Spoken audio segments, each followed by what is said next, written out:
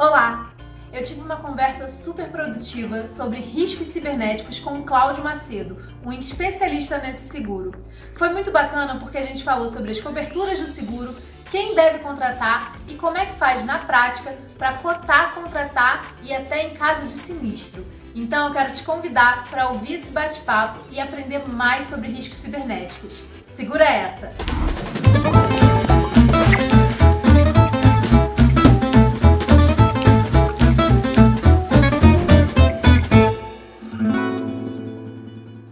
Pessoal, então agora que nós já estamos aqui com o Cláudio online, eu sou a Maria Luísa Mello, sou corretora de seguros e faço várias lives, dou dicas, vídeos para impulsionar corretores.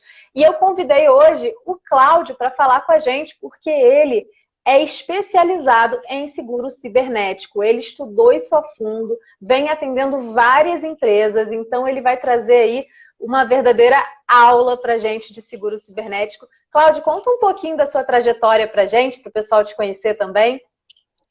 Bom, eu estou no mercado de seguros desde 1987, eu já tive passagens em corretoras, seguradoras, já trabalhei no exterior, já fui diretor de corretora grande no exterior, diretor estatutário, então já tenho uma longa carreira aí no mercado de seguros, né? E os últimos 3, 4 anos eu decidi largar a carreira corporativa e fundei no início de 2017 a Clamap, que é a primeira corretora do Brasil que trabalha exclusivamente com seguro cibernético. A gente só faz esse tipo de seguro, nós estamos aí, quem está abrindo a mata aí para os outros corretores seguirem a gente, tá?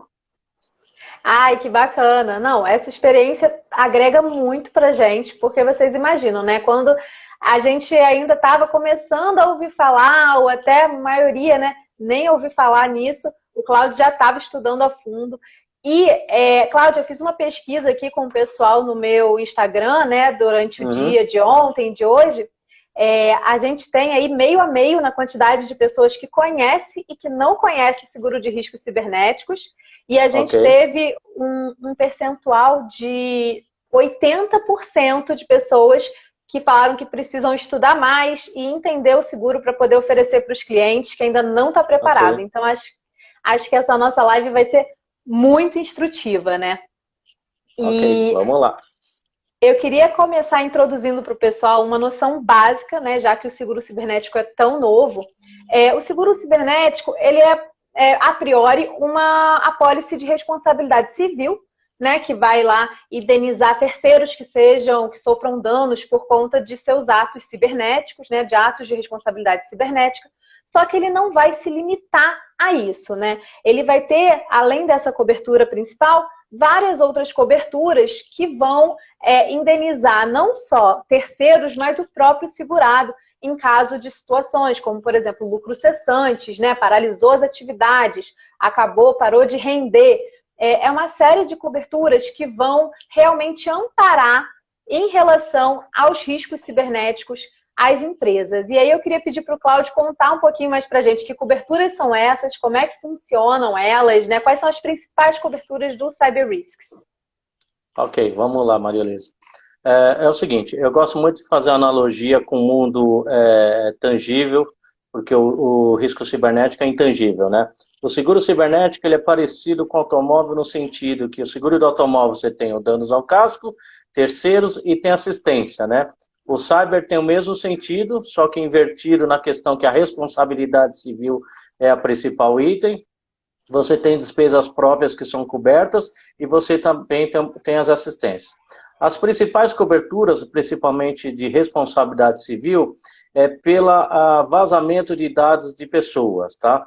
E também de empresas, né? A gente fala muito aí, ouve muito falar da LGPD, mas não significa que se você vazar dados de empresas, você vai estar ileso de ações. As empresas também podem processar. Mas vamos focar aqui nos dados dos titulares de dados, né?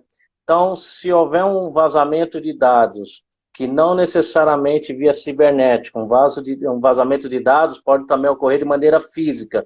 O que é isso? Imagine aqui a corretora de seguros, pega as apólices de seguros antigas que estavam lá no artigo, né, joga no lixo, e alguém no lixo acha, tem lá os dados, endereço, CPF das pessoas, Isso é um vazamento de dados. Então, a primeira coisa que a gente tem que ter em mente é que vazamento de dados não se dá só por via digital, tem também por via física, e o seguro cobre a responsabilidade de dados, né? Apesar do nome comercial ser seguro cibernético, as apólices também cobrem eventuais vazamentos físicos dos dados, né? Então, se houver esse vazamento de dados, o cliente entrar com ação contra a empresa que foi responsável pelos dados, vai cobrir a indenização, né, como um seguro de RC tradicional.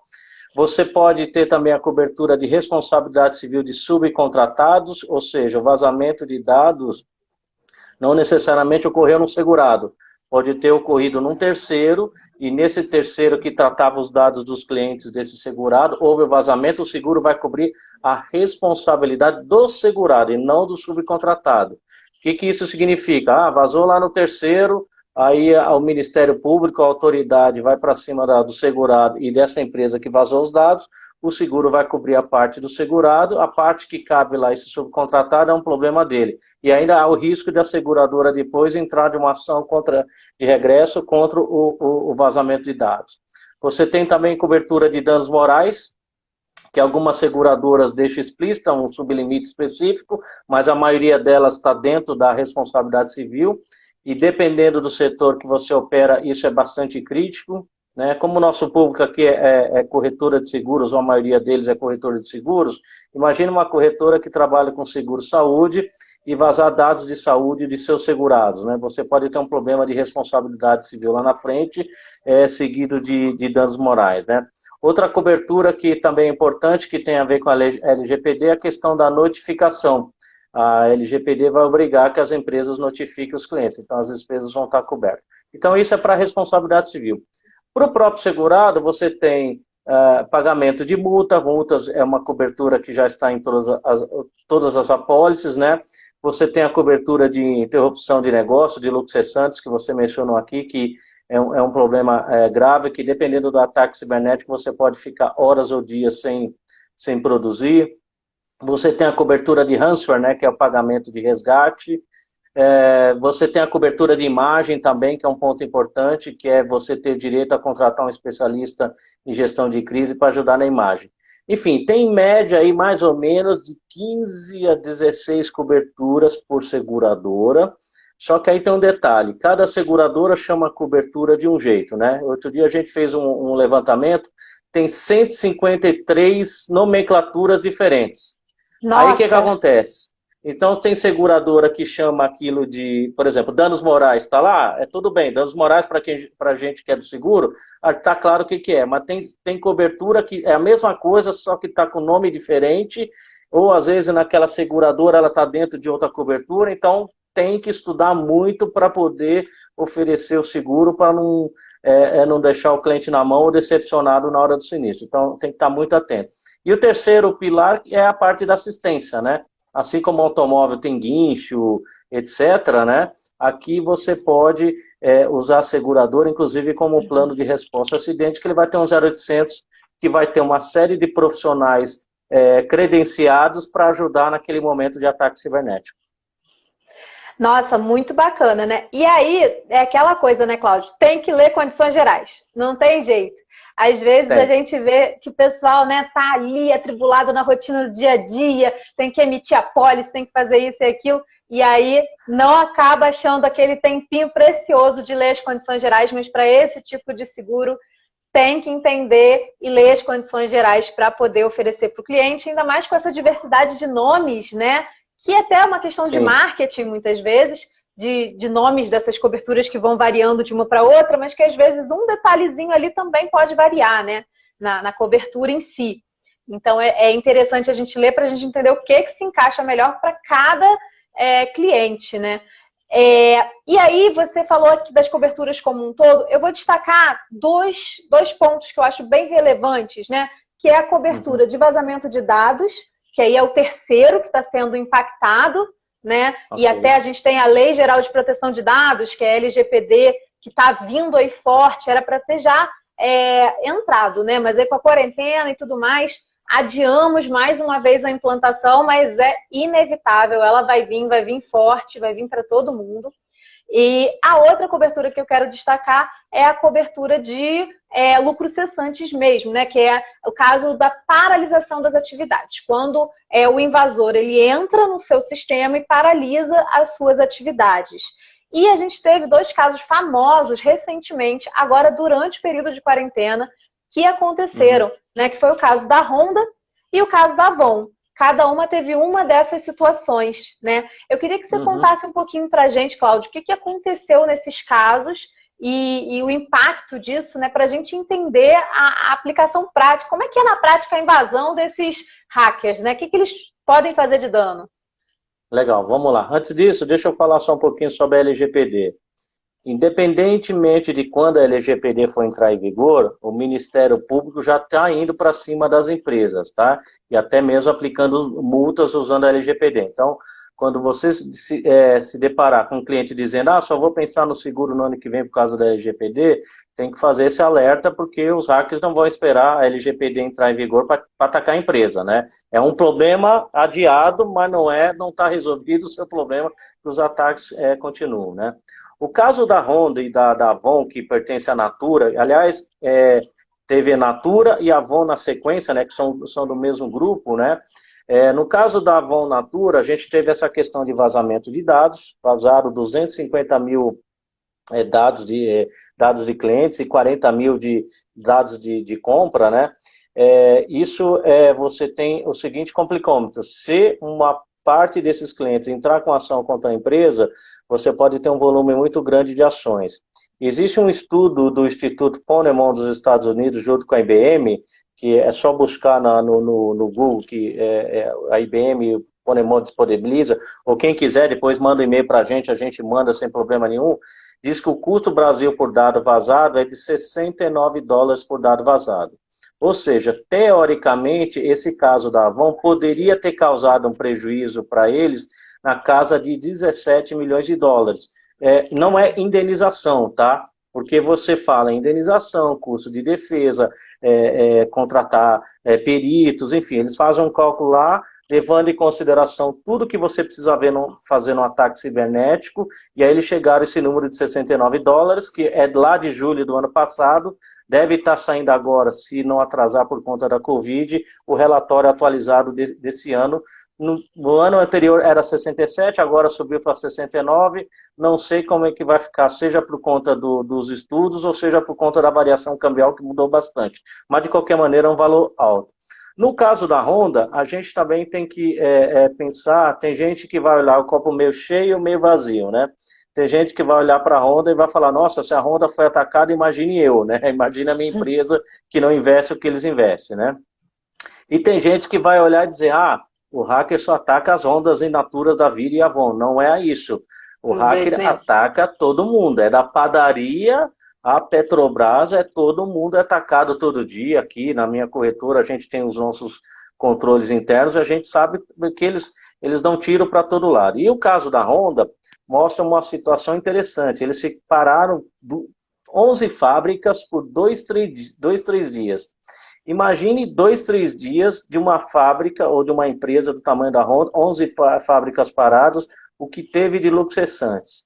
Menos mal que foi num período agora de quarentena, talvez a produção já tivesse meio lenta ou parada, mas alguns, com certeza, é um prejuízo de alguns milhões de dólares, que mostra o poderio as consequências de um ataque cibernético, né? É uma ilusão a empresa achar, ninguém vai querer me atacar, que eu sou uma indústria, eu não sou um banco que vão roubar dinheiro. Não, o caso da Honda e de outros aí são exemplos claros de que o hacker está aí, vai atacar e se ele vai ganhar dinheiro, às vezes nem vai ganhar dinheiro, às vezes tem até uma competição entre os hackers, onde eles fazem uma competição entre eles, falam, quem ganhar invadir a Honda vai ganhar mais moral entre eles, né? Poxa, o cara conseguiu invadir uma Honda da vida, então tem também essa questão entre os hackers e não necessariamente ele querer monetizar. A maioria quer monetizar, mas às vezes tem essa questão de querer, pelo ego, atacar uma empresa grande para ganhar ponto lá entre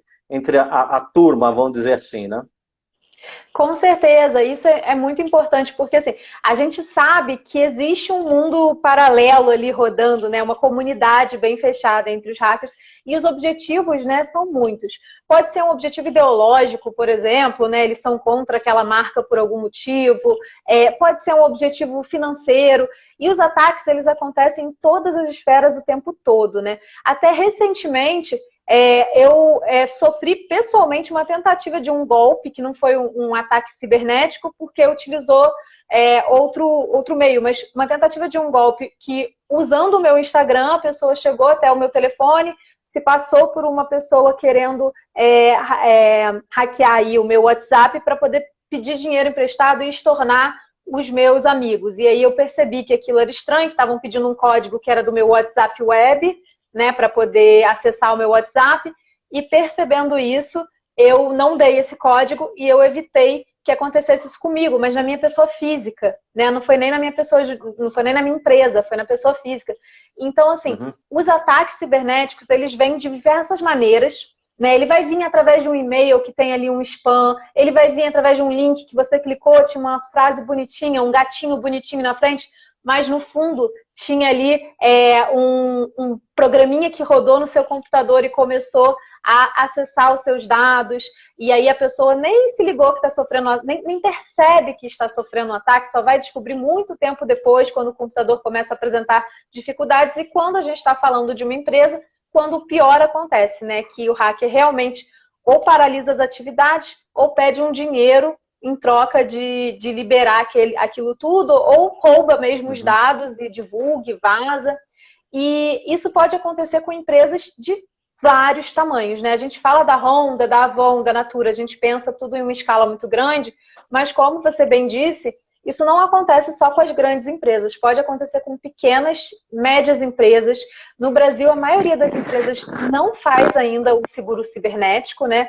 Mas a gente tem dados que 51% das empresas brasileiras foram atacadas em 2019, ou seja, um número enorme. Muitas delas, às vezes, não sabem disso, né? E aí eu queria entender com você, Cláudio, como é que funciona o mercado para pequena e média empresa? Dá para vender para essas pequenas empresas também? Tem aceitação? Como que é isso? Tá. Antes de falar do mercado, esse exemplo que você deu dessa sua tentativa, os hackers, eles têm vários instrumentos, né? Tem o tal do phishing, né, que é via e-mail, via SMS chama smishing, né, que ele manda um SMS se passando por alguém de um banco, sei lá o que, a pessoa clica, e esse de ligar para a pessoa é o tal do vishing, né, que é por voz, né? Ele se passa por alguém, tem acontecido bastante quando você faz um anúncio de um veículo, por exemplo, nesses sites de venda de veículos, um bandido liga na sequência porque ele viu um anúncio do seu carro, ele liga fingindo que é daquela empresa, seja que você anunciou um carro imóvel, olha, para confirmar aqui o seu anúncio, me passa um código tal, e aí ele rouba o teu WhatsApp e começa a dar o golpe em cima das pessoas, tá? Falando no mercado de seguros, a gente tem o seguinte, nós temos aí 9 seguradoras com clausulados aprovados na SUSEP, tem 7 já omitindo apólices ou oferecendo apólices. Para pequenas empresas, existem 3 seguradoras operando com esse mercado, que é a IG, a Tóquio e a Zurich, que tem produtos ou tem apetite para as pequenas empresas. Então tem mercado sim. As outras seguradoras, algumas só trabalham com riscos maiores, a outras, dependendo do risco, do tamanho, mesmo sendo pequena e média, apresenta a proposta, né? Mas respondendo a tua pergunta, sim, dá para fazer e deve-se fazer, sim, o seguro cibernético, principalmente das pequenas empresas, que não têm o recurso que o grande tem, né? Inclusive, saiu um dado um ano atrás, mais ou menos, de que 20% das pequenas empresas que foram atacadas fecharam as portas porque elas não conseguiram ter fôlego para se recuperar. E o seguro funciona não só pela questão financeira, mas também pelo fato de ter um 0800 que vai te ajudar a parar o ataque cibernético ou dar uma sequência melhor. É o tipo bombeiro, né? Pegou fogo, você liga para o bombeiro. Então, você teve um ataque cibernético, você vai ligar para a seguradora, que vai ter uma série de especialistas para ajudar naquele ponto, e as 48 horas, primeiras 48 horas no ataque cibernético, elas são fundamentais, né? Porque quanto mais tempo você levar para resolver o problema para o ataque, pior pode se tornar a coisa, né? Então é que nem incêndio, só que numa velocidade muito mais rápida, né? E um hacker, ele chega a ficar, em média, 200 dias dentro do sistema das empresas sem que a empresa saiba, né? Então você, de repente, então você já tem um hack dentro do seu sistema, você não sabe, né? Então você já pode ter um problema. Eu vi uma vez um advogado falando uma frase seguinte: existem dois tipos de empresas. Aquelas que já foram atacadas e aquelas que não sabem que ainda foram atacadas, porque todo mundo, de alguma maneira, já sofreu algum problema e ainda nem sabe, talvez, mas já pode ter gente lá dentro para cometer um crime, para monetizar, vamos dizer, aquela invasão, né? Procurando uma oportunidade, né? Surgiu aqui uma pergunta, Cláudio, do Kiko, perguntando, ele está parabenizando a gente pela iniciativa da live, né? E está perguntando, gostaria de saber as principais exclusões do produto. A gente tem previsão de falar sobre as exclusões. Você quer falar agora ou você quer... Podemos falar agora, né? Vou aproveitar a deixa do Kiko, então. Né? Isso, vamos sim. Como qualquer seguro, né, tem exclusões, né? Algumas exclusões, elas estão cobertas ou podem estar cobertas em outras apólices seguros e outras exclusões não, né? Uma exclusão comum dos clausulados é danos materiais, danos corporais e danos estéticos, né? Os clausulados excluem esse tipo de informação. Teoricamente, poderia estar coberto no seguro patrimonial, só que as seguradoras de risco patrimonial estão colocando em seus clausulados que não vão cobrir risco cibernético decorrente de danos materiais decorrente de ataque cibernético, né?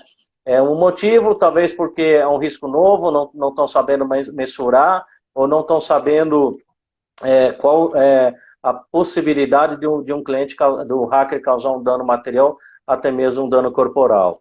Outra exclusão comum é criptomoedas, né? Se a empresa investiu em criptomoedas e o hacker roubar a carteira virtual, não tem cobertura. Não tem cobertura de multas contratuais, né? Você cobre a multa regulatória, mas a multa contratual é uma exclusão comum. Talvez se consiga a cobertura no seguro garantia de performance, desde que não tenha exclusão de cyber.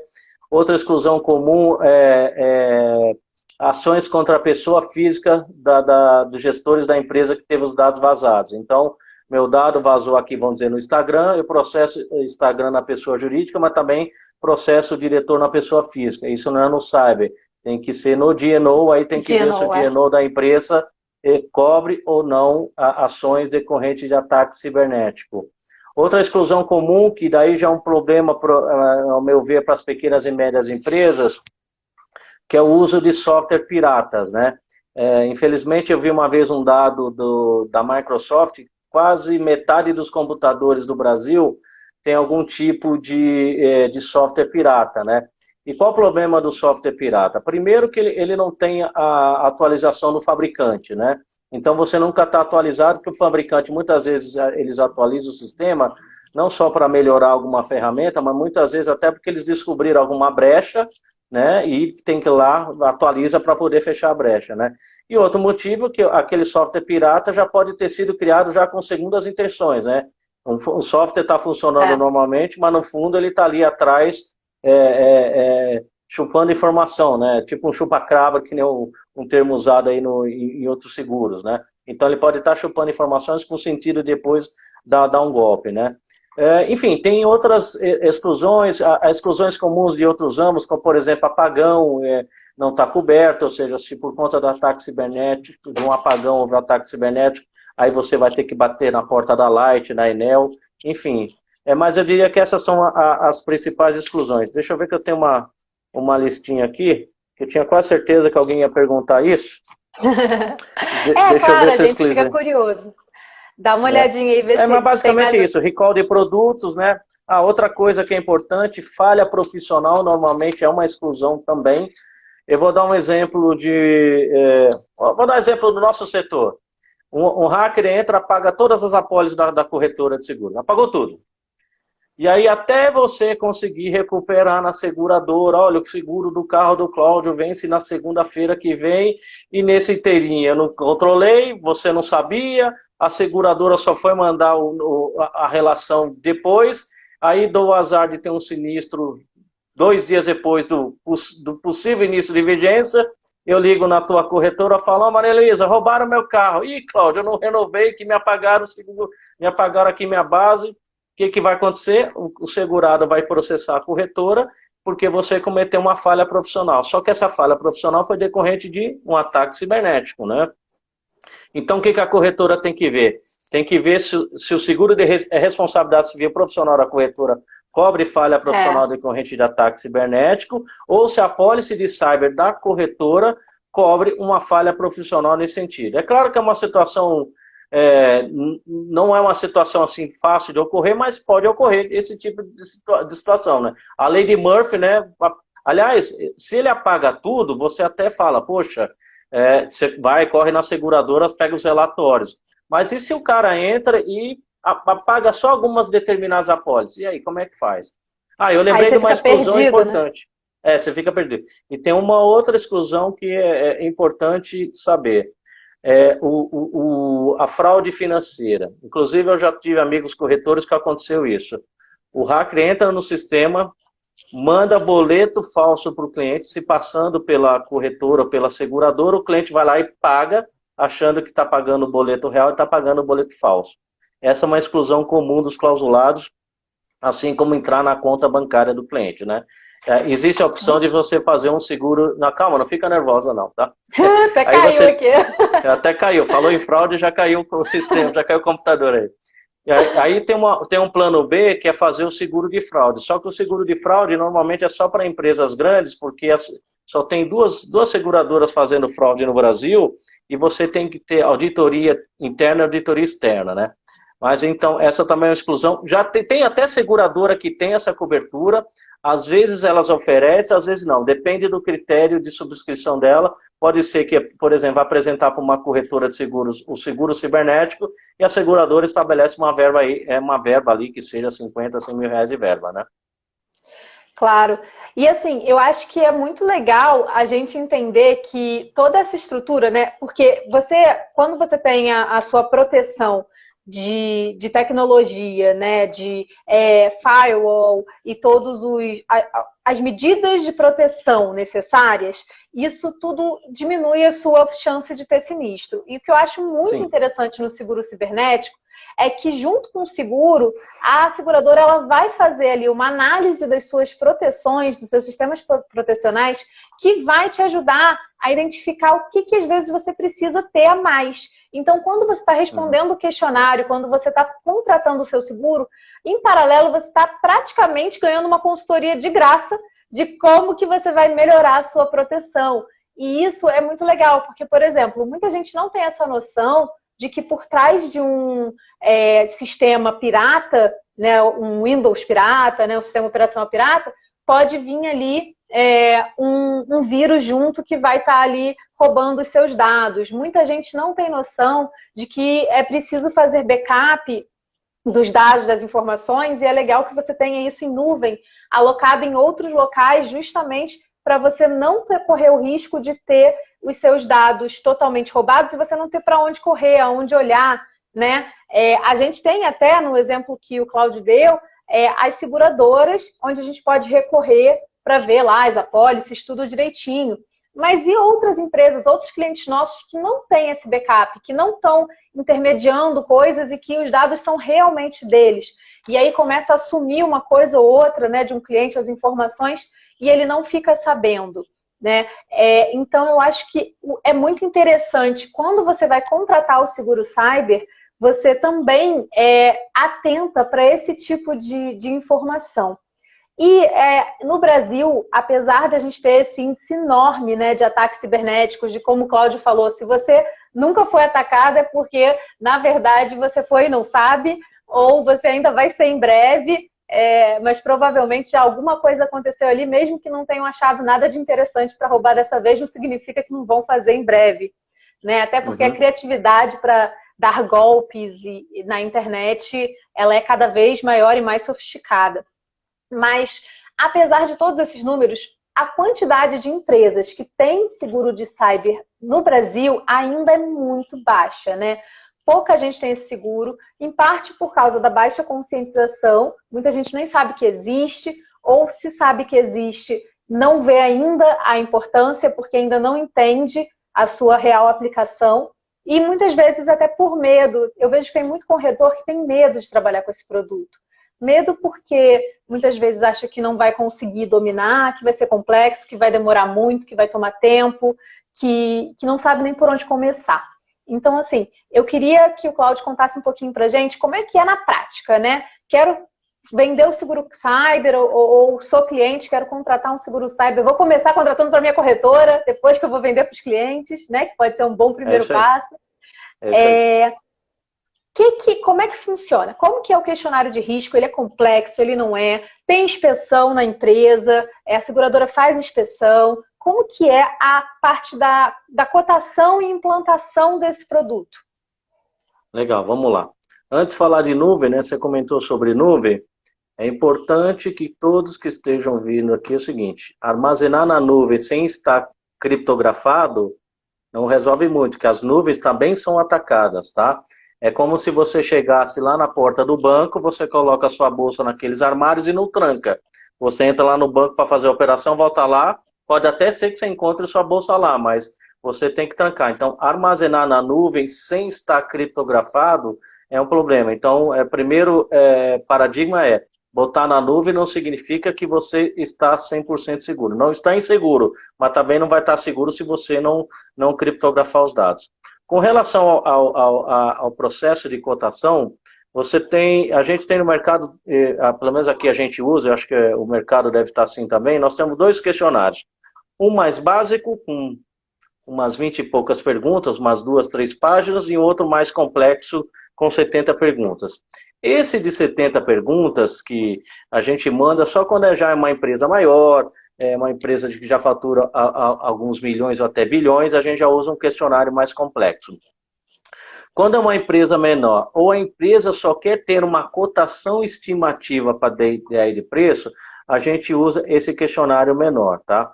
Que basicamente você pode até usar o questionário de qualquer seguradora, que a gente tem a nossa versão, que a gente pegou todos os clausulados e todos os questionários foram compilando num só. Mas você pode pegar um clausulado de uma seguradora, um questionário de uma seguradora, mandar para outra congênere que ela vai aceitar.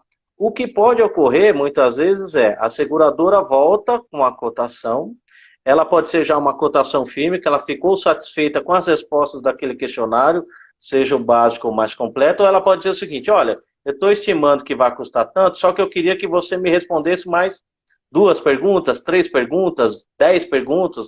Eu já tive caso aqui que teve 20 perguntas, né, era uma situação mais complexa, né? Então você tem essa situação. As seguradoras, elas não fazem nenhum tipo de inspeção, é tudo baseado no questionário, mas tem seguradora que ela faz o que a gente chama de risk assessment. Além do questionário, ela vai agendar uma entrevista de 1 hora, 1 hora e pouco, com o responsável de segurança da informação da empresa, para fazer uma série de perguntas, para depois ela até emitir um relatório de recomendações para aquela empresa, e para poder também avaliar melhor o risco, né? Mas esse tipo de risk assessment normalmente só ocorre quando é uma empresa grande, né? Ou de um risco mais complexo, onde a seguradora quer entender melhor para saber onde está entrando. Aí ela vai apresentar o relatório, vai precificar melhor, ou até mesmo retirar a proposta, né? Eu já tive situação que a seguradora chegou e falou: olha, estou retirando a proposta, porque essa entrevista que houve, a empresa não teve a pontuação mínima. Aí você manda o relatório para o cliente pode fazer algumas melhorias mínimas, e aí depois voltar com a empresa. E principalmente as empresas pequenas têm que olhar o questionário mais ou menos nessa linha como você falou. Ele acaba sendo uma consultoria, que se você olha, por que a seguradora está me perguntando isso? Será que isso é bom? Eu tenho o ISO 27000, que é voltado para tecnologia? Não tenho. Mas eu sou pequeno, não preciso fazer isso, então deixa para lá. Mas e esse firewall aqui? O que é esse firewall? Né? Então, aí você vai ver que muitas perguntas lá são coisas que você não tem e poderia ter e não custa caro, né? Uma coisa também que tem que ter em mente é segurança da informação. Para uma Honda da vida, vai gastar milhões proporcionalmente ao tamanho dela. Mas em empresas pequenas, você tem uma série de soluções mais em contas, que dá para absorver para evitar que você seja a próxima vítima, né? Porque o atacante, né, você até comentou de uma certa maneira, é mais ou menos que nem aqueles, já devem ter assistido aqueles programas de felino atacando na selva, né, nas savanas, né? E o animal, o que ele vai fazer? Ele vai atacar o animal que está mais frágil, né, mais vulnerável.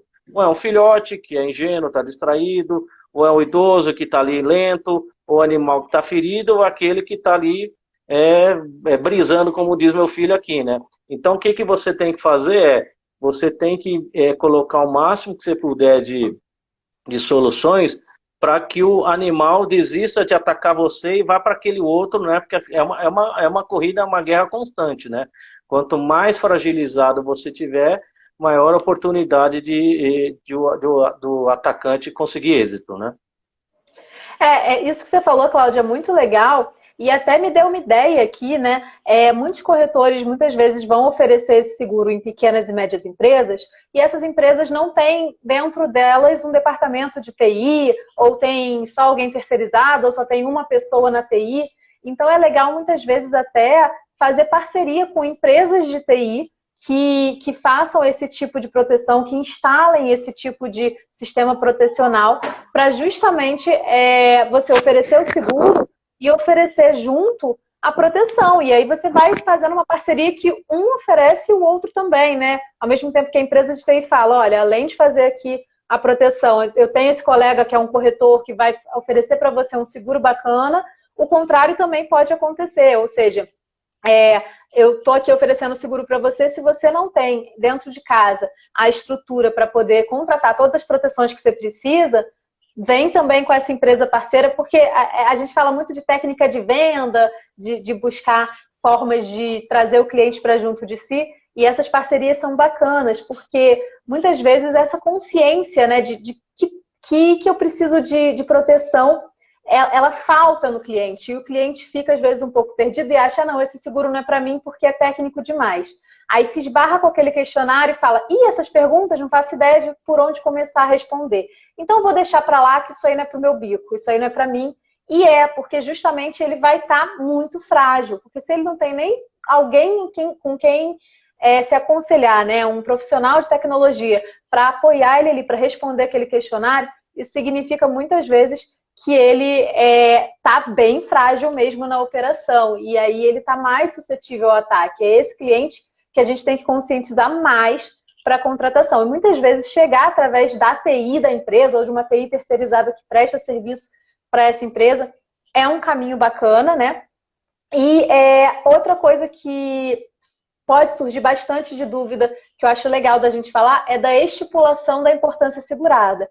Esse cliente pequeno vai ter a mesma IS que o cliente grande? Como que esse cliente vai estipular ali a importância segurada? Quanto que ele vai ter que cobrir? Como que a gente faz para sugerir? Porque muitas vezes o corretor é quem sugere, principalmente nesses seguros novos, né? Qual vai ser a importância segurada? Como que num seguro tão abstrato a gente faz essa estipulação? Bom, vamos lá.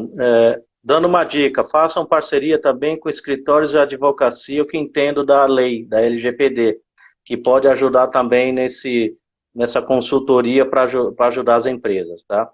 Com relação à importância assegurada, não tem uma fórmula mágica, né? Porque a gente está falando de terceiros, né? Que nem automóvel, né? Você nunca sabe se vai bater num Fusquinha velho ou numa BMW blindada de R$ 500 mil, né?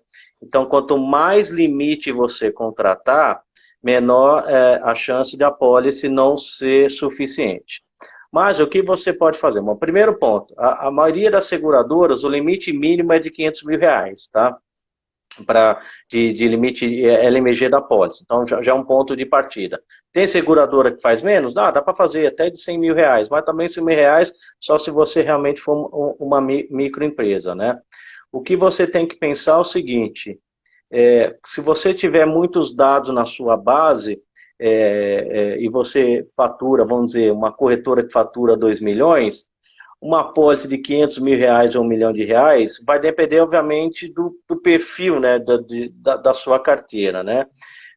O que a gente sempre recomenda quando você for fazer uma cotação para o seu cliente, apresenta pelo menos três limites, né? Então, por exemplo, Hoje, por exemplo, eu estou com uma cotação de uma empresa, entrou hoje, que fatura 600 milhões.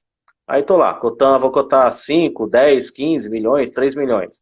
Ontem saiu uma cotação de uma empresa que fatura 2 milhões e a gente está cotando 500 mil, 1 milhão e 2 milhões. Para começar, né? Porque também não adianta você chegar lá uma empresa de 2 milhões com a apólice de 5, que o cara não vai ter verba para isso. Então você tem que ser um pouquinho conservador no sentido de escolher um limite mais baixo, que caiba no bolso dele, mas também da opção do limite maior. E ele tomar a decisão e você mostrar para ele. Por quê? O seguro não é linear, né? Uma apólice de 1 milhão que vai custar, sei lá, 10 mil, a de 2 milhões não vai custar 20, de repente vai custar 15. Então, esse tipo de coisa que você tem que mostrar para o cliente que você tem as alternativas. E outra dica que a gente dá é onde está a dor do cara. Se o cara está preocupado com lucros cessantes, e no pior cenário ele ficar 10 dias parado, representa 1 milhão de prejuízo, então é recomendável que a apólice dele tenha um sublimite de lucros cessantes de pelo menos 1 milhão de reais para cobrir esse pior cenário, né? Então existe aí, no final do dia, por mais que se apresente um monte de alternativa, quanto vai custar, é o financeiro que vai decidir. Eu sei que eu preciso de uma apólice de 10, mas só tenho verba para 5. Tá bom, começa com a apólice de 5 e depois ao longo do tempo você vai aumentando o limite, né? Mas é isso que eu diria com relação à importância segurada. Quanto mais comprar, melhor. E diferentemente, você não tem Ferrari andando na rua toda hora, mas você pode causar um prejuízo muito grande, você às vezes nem imagina, né, o prejuízo que você pode causar vazando os dados terceiros, ou pior, um hacker, ele entra no sistema da corretora, ele está lá vendo onde ele vai monetizar, só que aí por conta de uma troca de e-mail sua corretora com seu cliente grande, ele vai lá e consegue invadir o sistema da empresa. Você está com um problema gigantesco, né? Aí a Honda, vamos dizer que tenha sido a Honda, ou a seguradora da Honda vai falar, ô seu Cláudio, dona Clamap, então, eu tive que pagar alguns milhões por conta de um ataque cibernético que se deu na sua empresa e entrou por aqui. Então você está vendo, e uma coisa que tem a LGPD é a responsabilidade solidária, né? Se numa situação, quem me dera o seu corretor da Honda, mas não sou, e o ataque tivesse começado aqui, a gente ia responder. É claro que o bolso da Honda ia ser maior e ia sobrar mais para ela, mas não significa que eu, empresa pequena, não estaria ileso. Aliás, tem ocorrido muito, inclusive lá fora, ataque cibernético tem ocorrido em terceiros, em prestadores de serviço. Porque não adianta muito você se proteger para caramba e não verificar se os terceiros que trabalham para você, seus prestadores de serviço subcontratados, não estão investindo em segurança de uma maneira minimamente razoável. Então já teve casos recentes que causou prejuízos de milhões de dólares. Vou até falar um caso que foi para a mídia. A Target, que é uma empresa, um varejista americano, ela sofreu um prejuízo que chegou a quase $1 bilhão, e o ataque se deu na empresa que prestava serviço de ar-condicionado, que o cara pegou o notebook dele, ele conectou no Wi-Fi, por lá o hack entrou, quase quebrou a Target. E pelo que eu li, eles tinham uma apólice de $150 milhões e gastaram 179 milhões com a brincadeira. Então, para você ver, a coisa pode tomar proporções gigantescas. Então, quanto mais você contratar, melhor, e você, como corretor, ofereça 3 opções, 4 opções de limite e diga isso para o cliente. Quanto mais você contratar. Se você contratar uma apólice de $100 milhões, legal, mas não dá para a gente dizer, olha, está garantido. Não dá, porque a coisa pode tomar proporções gigantescas, né? A gente não tem como saber, é diferente, né, de um seguro patrimonial, que você tem ali o limite, né? O limite do custo daquela estrutura, ou o limite do custo daquele carro. Até tem ali um RC, como você disse, né, que pode ter um custo maior por conta de bater num carro maior, mas a gente está trabalhando ali com limites possíveis. No seguro cyber isso é muito delicado, e eu achei essa analogia, né, muito bacana com a questão do carro, né, foi muito bem colocado, acho que ficou muito claro para a gente como que funciona. E também a situação toda de um prestador pequeno poder influenciar muito no impacto de alguém que lhe presta serviço. Então, muitas vezes a gente, corretor, né, fala, mas as grandes, como é que vai chegar nas grandes? As grandes não vão me receber para fazer um seguro, e a gente se limita e acha que não pode atuar, de repente, com um seguro como o cyber, porque é um seguro para grandes. E a gente vê que não, mais uma vez a gente vê que não, até porque o impacto para uma pequena de um prejuízo pode significar, sim, fechar as portas, né? E para uma grande, sim, muitas vezes ele vai ter ali outras formas de resolver, vai ter outros recursos, financiamentos, enfim. Ele vai ter muito mais facilidade de contornar a situação, não que seja fácil, né? A gente está falando de somas muito altas e a gente está falando de ataques muito bem orquestrados, mas o que eu considero muito interessante também na sua fala, Cláudio, foi o seguinte, a gente tem toda a auditoria do que aconteceu. Olha só que interessante, além de ter a cobertura do seguro, e aí vai ser da cobertura tanto de indenizar terceiros, como lucros cessantes que a gente falou, como até despesas, né, com a própria imagem, recuperação da imagem perante a sociedade, advogado, né, se for preciso, para poder resolver a situação. A gente está falando também de você ter um serviço de descobrir qual foi o motivo do ataque, de parar esse ataque se ele ainda estiver em curso, né, de conseguir resolver a situação. Um expertise que a maioria das empresas não vai ter ali na sua lista do telefone, né? Você não tem ali na sua agenda, sim, do telefone. Deixa eu ver aqui um perito de resolver ataque cibernético para poder me atender. Não tem, né? Então, eu queria que você contasse um pouquinho sobre como que funciona essa cobertura. A empresa, ela é obrigada a usar os prestadores da seguradora e se ela optar, né, se é obrigada sim ou não, se tem seguradora que obriga, como é que funciona isso, e qual é a opção dela de usar, porque existe a opção de usar, certo? Certo, tá. Até duas coberturas que eu esqueci de mencionar.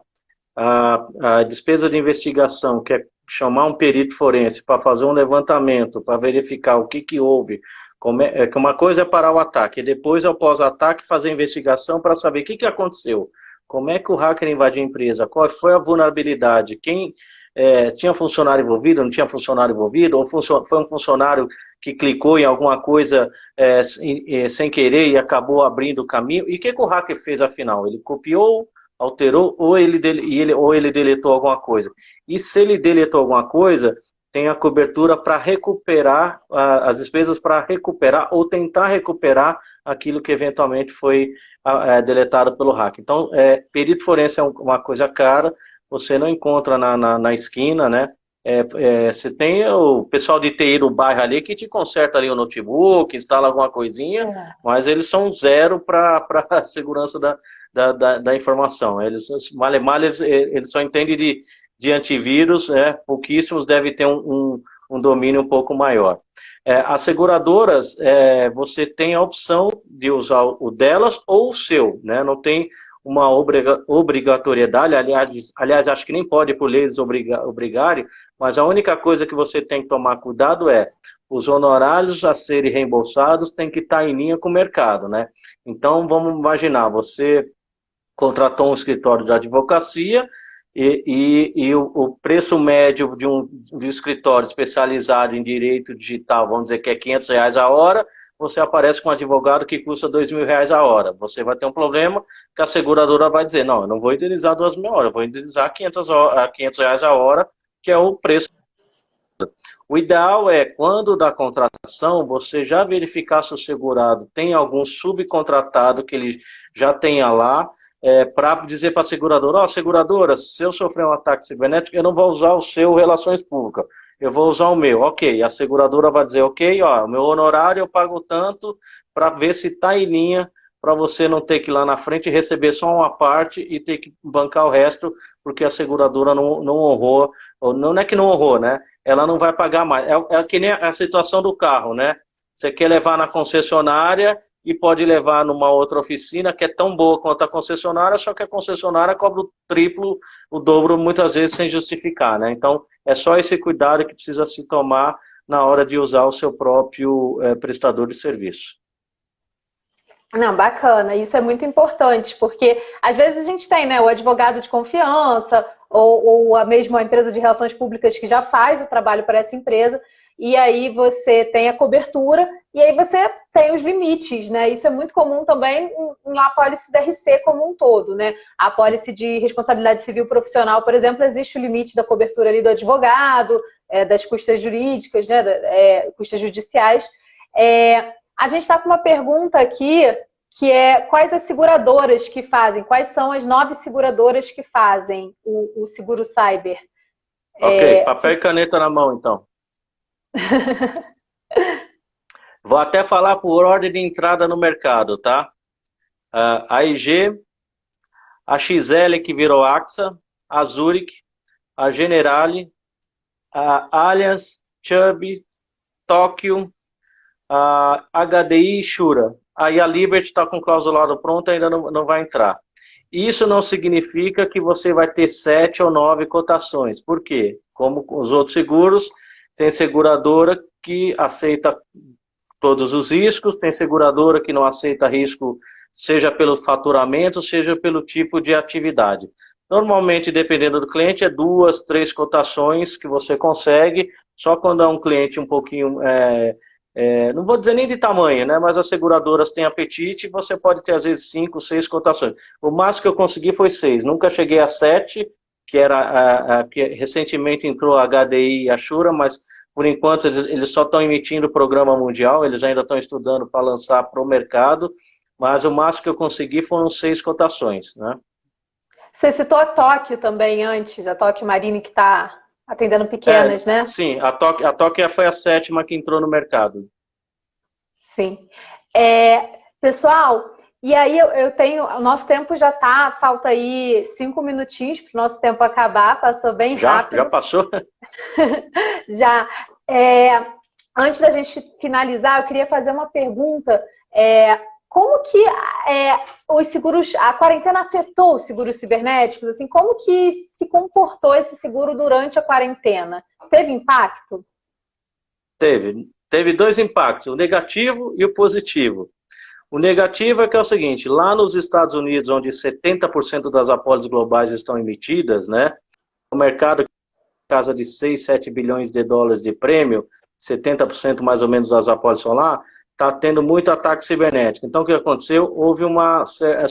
Subiram as taxas de seguro cibernético e acaba impactando no Brasil, porque as seguradoras são multinacionais. Não é que dobrou o custo, teve aumento de 5%, 10%, teve uma seguradora lá grande que 25% dos clientes deles foram atacados, né? Então você teve esse lado negativo, por quê? A quarentena acabou fazendo que as pessoas fossem para home office, e quando você está em home office, você não tem a mesma infraestrutura de proteção que você tem dentro da empresa, né? Porque por mais que você tenha um notebook, você liga no seu roteador aqui de casa dessas operadoras, que não tem o mesmo sistema de proteção, o cara pode entrar por aí. E também o tema do Covid, né, da quarentena, os hackers se aproveitaram para enviar uma série de e-mails fakes, né, o tal não e-mail fake, mas os tais do phishing, né, a pessoa fica curiosa, veja dado não sei o quê, vamos fazer doação, clica achando que está entrando no site legítimo e não está. Então, os ataques cibernéticos aumentaram muito por conta da quarentena. Por outro lado, positivo as empresas estão mais preocupadas, porque elas perceberam que o risco delas mudaram, né? Isso veio para ficar, porque mesmo que depois que acabe a quarentena, vai ser normal, você vai estar trabalhando em home office, já tem empresa que até já anunciou que não vai entregar escritório, vai ficar com metade, e as pessoas que tinham uma certa resistência de trabalhar em casa, acabaram trabalhando e vê que não é o fim do mundo, né? Então, as empresas começaram a ficar mais preocupadas, porque a exposição aumentou e, consequentemente, vão procurar mais proteção e acaba o seguro também entrando no radar. Então, a gente percebeu que houve um aumento da procura do seguro por conta desse período de quarentena e por essas notícias que estão aparecendo aí no mercado, né? Que a gente só fica sabendo daquelas que vieram a público, porque tem um monte de ataque cibernético ocorrendo e não é notificado. Eu soube até de uma situação que eu falei, caramba, né? Um país atacou outro país, né? Isso foi numa conversa de botequim virtual, digamos aqui, eu falei, caramba, né? A coisa tá feia, gente. E eu digo o seguinte, mais cedo ou mais tarde, as empresas do mundo inteiro vão, digo todas, a maioria só vai contratar o seguro depois da dor. Então, o que o nosso corretor tem que fazer? Dizer que o seguro existe e procurar fazer com que esse cliente não aprenda pela dor e sim pela prevenção. Infelizmente, a maioria vai ser pela dor, que acha que nunca vai acontecer. A questão do Covid também atrapalha, porque está todo mundo com o orçamento apertado, não sabendo se amanhã vai estar sobrevivendo, né? Por mais que saiba de risco, acaba empurrando um pouco a contratação, mas enfim, tem que estar bastante atento a isso, e nós, como consultores, temos que ajudar o cliente a dizer para eles, ó, você tem um risco, se é pequeno ou grande, não sabemos ainda, mas existe a possibilidade de você transferir parte desse risco para a seguradora, né?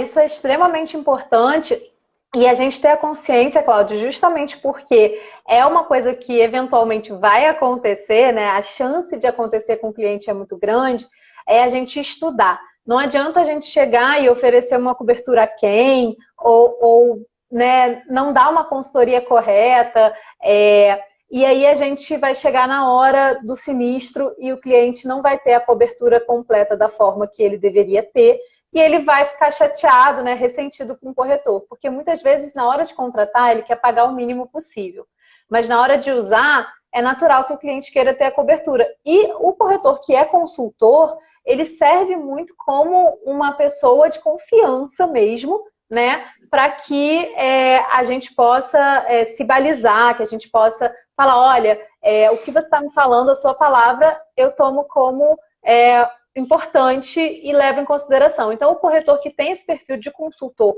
e que tem essa credibilidade junto ao cliente, ele não pode estragar a credibilidade dele oferecendo um seguro que não seja suficiente. Ele tem que deixar claro desde o começo, ó, existe uma cobertura menor? Existe, mas para sua necessidade, a gente está vendo aqui que seus lucros cessantes, né, vão ser altos, que você vai ter um impacto, você tem que estar ciente, se você está contratando menos, que aquilo pode não ser suficiente. Ou do contrário, vamos contratar mais. E aí, curtiu o bate-papo? Então se inscreve aqui no meu canal e também não deixa de curtir esse vídeo. Se você gostou e quer receber mais conteúdos como esse, ativa também o sininho para receber notificação sempre que tiver vídeo novo aqui no canal. Até a próxima!